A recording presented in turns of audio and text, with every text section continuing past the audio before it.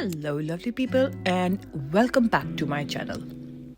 So for today's video I'm back to acrylics and I am taking you guys back to the mountains with me.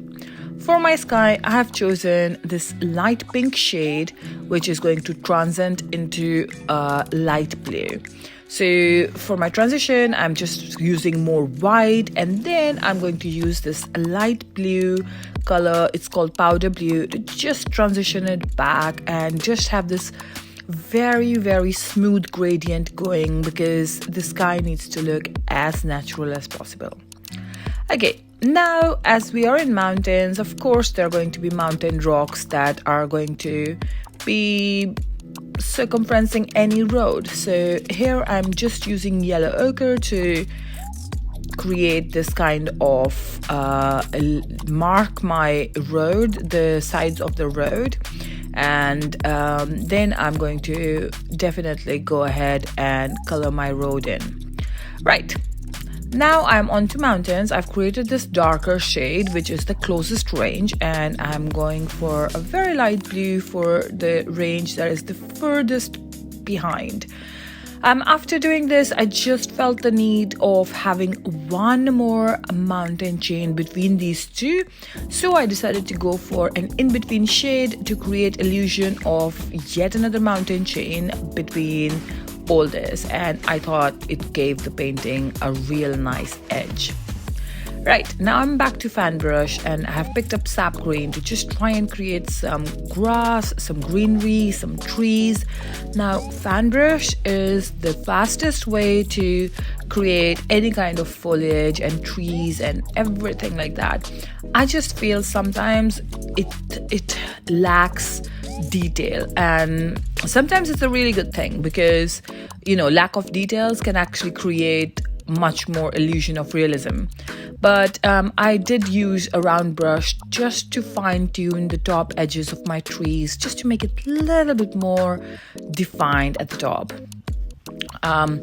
After this, I'm gonna just add on a little bit of grass on the side of the road as well as on the bottom of the mountain rock.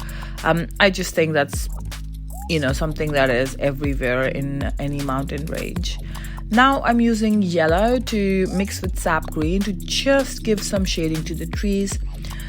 Like I've said so many times before, in nature nothing is one same color, nothing is one block of color.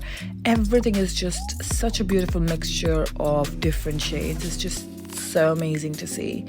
Now I'm gonna try and create the road divider. So initially I chose yellow, and by the time this video ends you will notice I'm gonna replace it with white because I thought that was a better selection for the road divider. Try to get this as even as possible. I don't think I did that a great job of this. Right, now I've picked up some brown and I'm trying to define my rocky areas because again I just don't want it to be one block of color. I'm also going to go back to yellow ochre, mix it with some white and just try and create a little bit more shading of my rock because that's, for me, that's the best way of creating realism.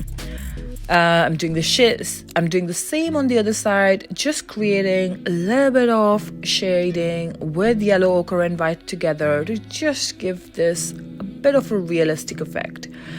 Just switching between the sides just to see what looks right to my eye, and this could differ for you. You might just find like maybe you want a little bit more of brown than maybe I have used.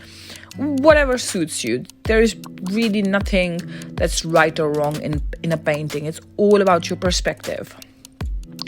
So yeah, I'm just fine-tuning with a little bit more of yellow. I don't think it was needed, but hey, here I am, just trying to create more dimensions. And I think I'm almost finished with this. I'm just gonna pick up some white and now change this divider line. That's it for today. I hope you enjoyed this video. Thank you for watching and supporting me. Until next time, keep smiling.